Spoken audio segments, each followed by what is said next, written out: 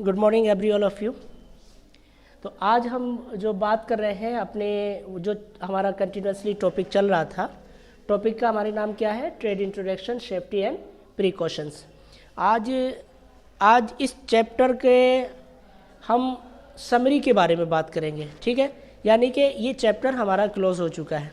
देखिए, chapter summary क्या होती है पहले इसके बारे में हम समझ लेते हैं। चैप्टर समरी का मतलब होता है संक्षिप्त विवरण, वो विवरण जो पूरे चैप्टर के कंक्लूजन को हमें बताता है कि इस सारे चैप्टर से हमें क्या सीखने के लिए मिला। तो सब्जेक्टिव और ऑब्जेक्टिव क्वेश्चन से पहले जो चीज़ आती है उसको हम क्या कहते हैं? चैप्टर समरी कहते हैं। ये जो हमारी चैप्टर समरी है, हमारे पूरे चैप्टर का, कंप्लीट चैप्टर का एक शॉर्ट टर्म होता है जिसमें हमारा समझ लिए टेस्ट भी होता है और हमें कंप्लीटली बात भी समझ में आ जाती है। तो आइए पहला टॉपिक हम देख लेते हैं। अपना पहला टॉपिक क्या है? पहला टॉपिक हमारे पास है, ये बात कर रहा है असेंबल फिटर के बारे में, ठीक है। किसके बारे में बात कर रहा है?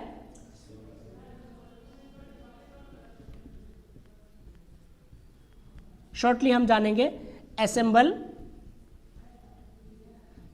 फिटर के बारे में ये बात कर रहे हैं। किसी भी मशीन को खराब होने पर उसे रिपेयर करना, खोलना, फिर बांधना, ये किसका काम होता है?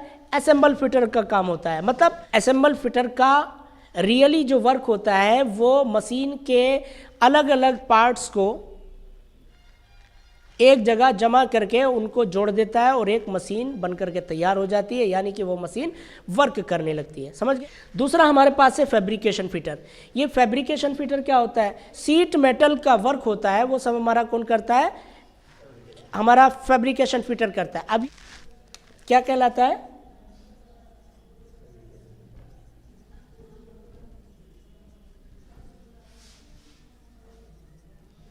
फैब्रिकेशन फिटर कहलाता है।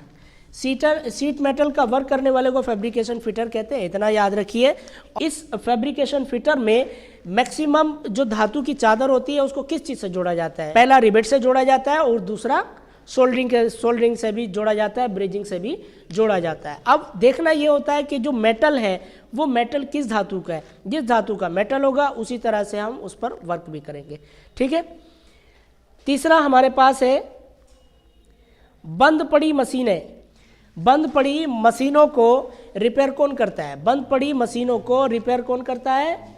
Maintenance fitter. यानी कि वो मशीनें जो कभी किसी टाइम से बंद पड़ी हुई हैं तो उनको वो रिपेयर करके क्या करता है? दोबारा से चालू कर देता है, वो वर्किंग कंडीशन में आ जाती है। तो उसको हम क्या कहते हैं?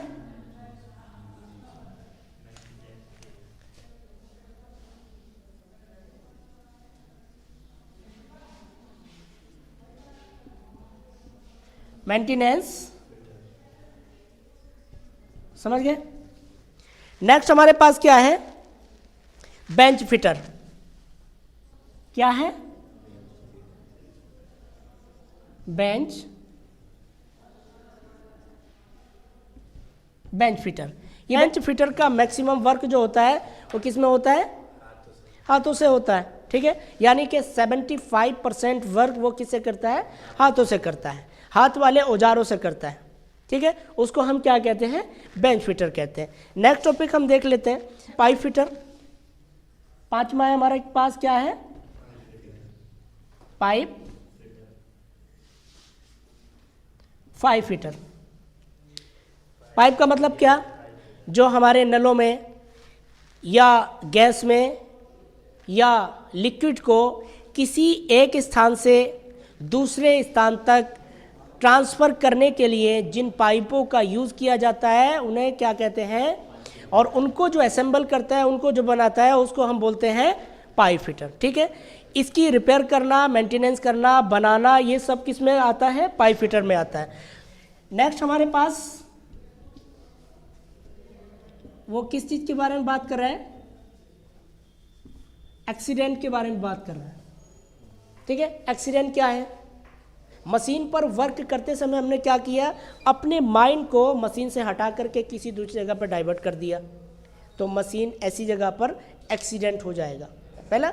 दूसरा कि गाड़ी अगर हम चला रहे हैं और गाड़ी में हमने कानों में ईयरफोन लगा रखा है या हम सॉन्ग सुन रहे हैं लाउडली आवाज़ से, तो लाउडली आवाज़ से सुन रहे हैं, पीछे वाले ने ठोक दिया आपको आकर के, ये एक्सीडेंट हो गया। ठीक है। तीसरा, आप चल रहे हैं अचानक से, सामने से आकर के, आप अपनी साइड में चल रहे हो, सामने से आकर के असावधानीवश उसने आपकी गाड़ी को ठोक दिया, और ठोकने के बाद क्या हुआ, एक्सीडेंट हो गया। जो हमारी पुलिस फोर्स है वो हमारे लिए इतनी परेशान क्यों रहती है, हेलमेट लगाओ, शूज़ पहनो, ड्राइविंग लाइसेंस आपके पास होना चाहिए, ये सब कहीं ना कहीं हमारे लिए ही फ़ायदेमंद है। तो बेहतर ये है कि हम गाड़ी चलाते हैं, अगर टू व्हीलर है तो उसमें शूज़ पहन लें, ग्लव्स पहन लें, या जो भी फैसिलिटीज़ की चीज़ें हैं जो गवर्नमेंट के रूल में आती हैं, जो हमारी सेफ्टी कर सकती है, उनको पहन लें, हम हमारा एक्सीडेंट नहीं होगा। अगर कोई चीज़ नहीं है तो हेलमेट ज़रूर होना चाहिए। बाय द वे, 2 चक्का की गाड़ी होती है तो वो गाड़ी गिरने से सर में चोट लग सकती है, सामने वाले से कोई चोट लग सकती है। ठीक है। लेकिन बंद गाड़ी में क्या होता है, जैसे वैन है, मारुति है, या बस है, ट्रक है, उसमें क्या होता है कि उसका एक केबिन बना हुआ होता है, मेटल का, लोहे का केबिन बना हुआ होता है, तो टक्कर लगती है तो मैक्सिमम आदमी उसमें बच जाता है, और वो टक्कर इतनी ज़बरदस्त है कि पूरी गाड़ी ही बर्बाद हो गई है, पूरी गाड़ी का नक्शा बिगड़ गया है, तब तो आदमी मरता है उसमें। ठीक है। कुल मिला के ये जो एक्सीडेंट होता है ये अचानक से होता है हमारी असावधानी की वजह से। इसलिए आप काम करें तो काम करते समय आपको सावधानी बरतने की ज़रूरत है, काम हो या ना हो। ये मेरा आपसे कहना है कि काम हो या ना हो, हमारी सेफ्टी यानी कि सेल्फ सेफ्टी का होना बहुत ज़रूरी है। ठीक है। नेक्स्ट देख लेते हैं। यहाँ पर एक बात कर रहा है ये, कंप्लीट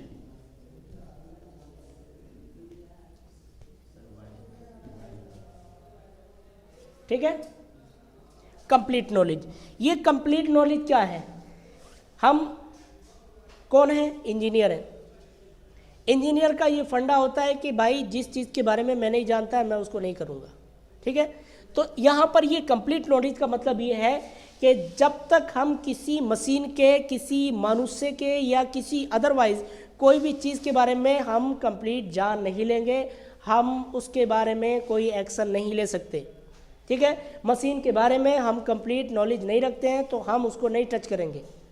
किसी औजार के बारे में कंप्लीट हम नहीं जानते हैं तो हम उसको नहीं चलाएंगे, जब तक कि उसके बारे में कंप्लीट हम जान ना लें। अगर हम ऐसा करते हैं कि कभी कभी क्या होती है, क्यूरियोसिटी आती है, उत्सुकता आती है, अरे ये तो मैं चला दूंगा, या कभी कभी शैतानीवश क्या करते हैं कि हमने मशीन का स्विच ऑन कर दिया, हमने यही नहीं देखा कि मशीन पर कोई चीज़ रखी हुई भी थी, या कोई उसमें टूल ही रखा हुआ था, तो कहीं ना कहीं तो एक्सीडेंट हो जाता है ना। तो याद रखिए कभी भी कि हमें जब तक किसी चीज़ के बारे में कंप्लीट नॉलेज नहीं है हम एक्शन नहीं ले सकते, फिर वो मनुष्य हो या कोई मशीन, गाड़ी हो या फिर कोई और चीज़, हमें जब तक एक्शन नहीं लेना है जब तक कि हम कंप्लीट जानकारी ना प्राप्त कर लें। लास्ट है, लास्ट टॉपिक,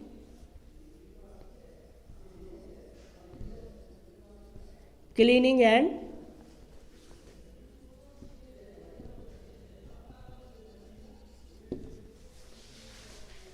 क्लीनिंग का मतलब क्या है, साफ सफाई। शाइनिंग का मतलब है चमक।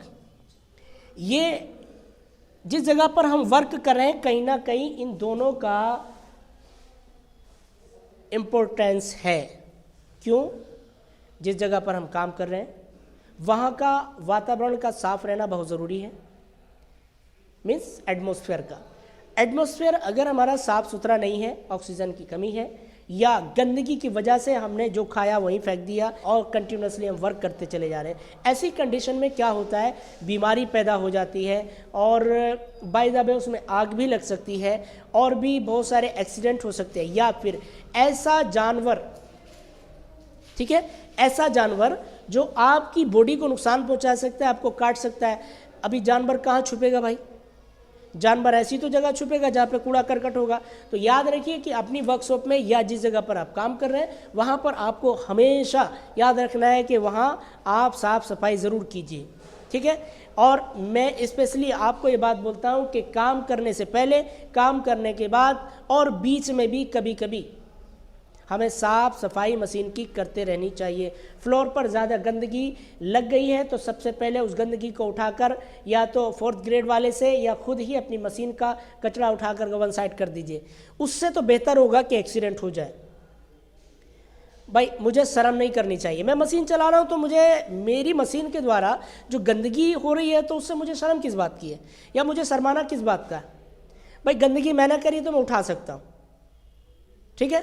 तो एक अच्छा मैकेनिक या एक अच्छा इंजीनियर वही होता है जो अपने किए गए काम के द्वारा जो गंदगी होती है उसको खुद से भी उठा करके वन साइड रख सके। अब मैं आपसे ये नहीं बोल रहा हूँ कि आप साफ सफाई कीजिए, लेकिन ये तो नेचर की बात है कि मेरे नेचर में है तो मैं करूँगा, नहीं है तो कोई बात नहीं, किसी पर फोर्स नहीं है, ठीक है। तो याद रखिएगा कि क्लीनिंग हमें अपनी मशीन के या जिस जगह पर भी हमें रहते हैं उसके आसपास के मोहल्ले को, गलियों को, कूचों को और अपनी मशीन के एरिया को हमें साफ सफाई करके रखना चाहिए। अदरवाइज क्या होगा, हमें बीमारी भी हो सकती है, कोई कीड़ा करकट काट सकता है या उसमें फंस करके हम गिर भी सकते हैं। अब जब हम क्लीनिंग करेंगे तो शाइनिंग अपने आप आएगी, ऑटोमेटिक आएगी। शाइनिंग आएगी तो ये एक्सीडेंट की दर कम हो जाएगी, समझे। तो ये आज की हमारे 8 टॉपिक पर चैप्टर समरी थी। नेक्स्ट लेक्चर में हम फिर नेक्स्ट समरी के बारे में आपको बताएंगे, चैप्टर समरी के बारे में बताएंगे। हम अपनी क्लास को यहीं पर ओवर करते हैं। Thank you.